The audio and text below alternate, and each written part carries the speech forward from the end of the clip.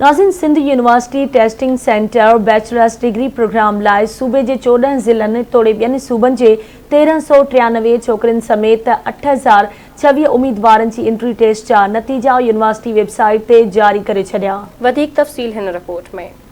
Taste में 926 शागिर्द गैर हाज़िर रहा। नवाबशाह जो मोहम्मद नईम भंगवार, कंबर शहदाद कोट जो समीउल्ला कलोड़ो ऐं लाड़काणे जो फहद हुसैन मीरबर 100 मां 83 स्कोर करे टॉपर रहा। जॾहिं त 6 नवंबर ते ॿिए मरहले जी एंट्री टेस्ट मुनक़िद थियण बाद पोज़ीशनुनि जो ऐलान कयो वेंदो। सिंध यूनिवर्सिटी में तालीमी साल 2023 लाइ मुख़्तलिफ़ बैचलर डिग्री प्रोग्राम्स में दाख़िला लाइ एंट्री टेस्ट जो सिलसिलो शुरू थियो त मादरे इल्मी में सिंध जे हज़ारे नौजवाननि ऐं नियाणियुनि भरपूर शिरकत कई। हिन साल बोर्ड बावजूदु गुज़िरियल साल जी भेट में उम्मीदवारनि जी वधीक शिरकत उन ॻाल्हि जो वाज़ह सबूत आहे त सिंध जा नौजवान ऐं नियाणियूं इल्म सां चाह रखनि था, पर इदारा खेनि इहो मान ऐं सहूलियतूं ॾियण लाइ तयारु न आहिनि।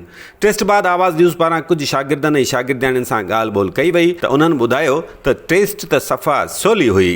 टंडो आदम सुठो थियो जाम। हुसैनाबाद खां आया आहियूं। टेस्ट बि आसान हो, इंशाल्लाह पास थींदासीं त वरी सिंध में पढ़ंदासीं। ऐं शहदादपुर खां आया ऐं टेस्ट माशाल्लाह बहितरीन हुई ऐं ईज़ी हुई टेस्ट, एतिरी डिफिकल्ट बि कोन हुई। उमरकोट सिटी जो राकू आहियां। इंशाल्लाह उम्मीद तो अल्लाह में आहे, असीं ॾेई आया आहियूं, हाणे पास कराऊं अल्लाह साईं।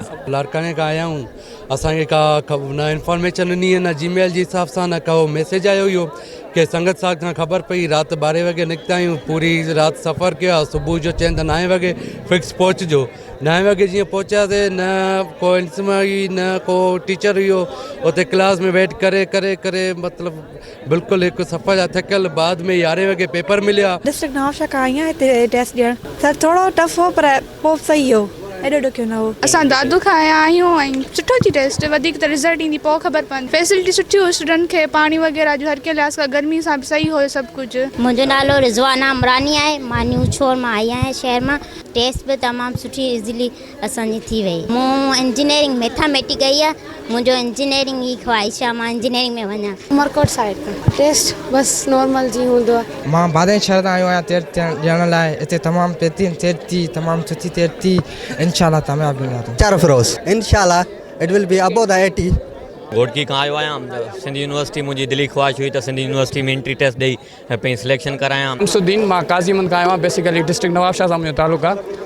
ऐं जेका सो हाणे 2022 में पंहिंजी इंटर कई, उन खां पोइ एंट्री टेस्ट लाइ हिते आयासीं। एंट्री टेस्ट वठण लाइ सिंध यूनिवर्सिटी जे मुख़्तलिफ़ शोबनि अंदरि इंतज़ाम कया विया हुआ।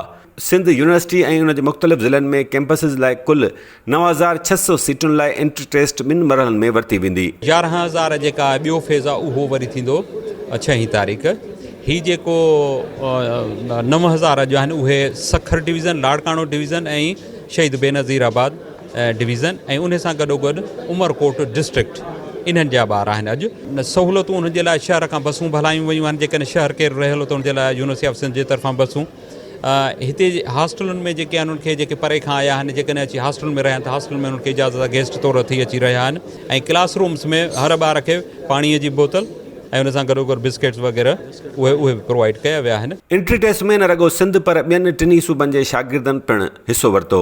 एंट्री टेस्ट में सिंध जे शागिर्दनि ऐं शागिर्दियाणियुनि पारां भरपूर शिरकत खेनि मिलंदड़ ताननि ऐं महणनि जो सुठो जवाबु आहे। इंतिज़ामिया ॾो हिकु अर्ज़ु आहे त हाणे ही शागिर्द वॾा थी विया आहिनि, हाणे ही शफ़क़त जा घुरिजाऊ आहिनि, न की धड़कन ऐं दाबनि जा। सिंध यूनिवर्सिटी इंतिज़ामिया पारां एंट्री टेस्ट दौरान बहितर इंतज़ाम करण जूं दावाऊं पंहिंजी जाइ ते दुरुस्त हूंदियूं, पर असुलु मसइलो मादरे इल्मीअ में तइलीमी मयार ऐं उतां जे माहौल खे बहितर करणु आहे, जेका हितां जी इंतिज़ामिया जी ज़िम्मेवारी आहे। गॾोगॾु दर्सगाहुनि अंदरि दोस्ताणो माहौल पैदा थियणु घुरिजे, न की हीसाइण वारो। सिंध जा नौजवान ऐं नियाणियूं इल्म सां प्यार कंदड़ आहिनि। खेनि तालीम खपे, खेनि तालीम खपे।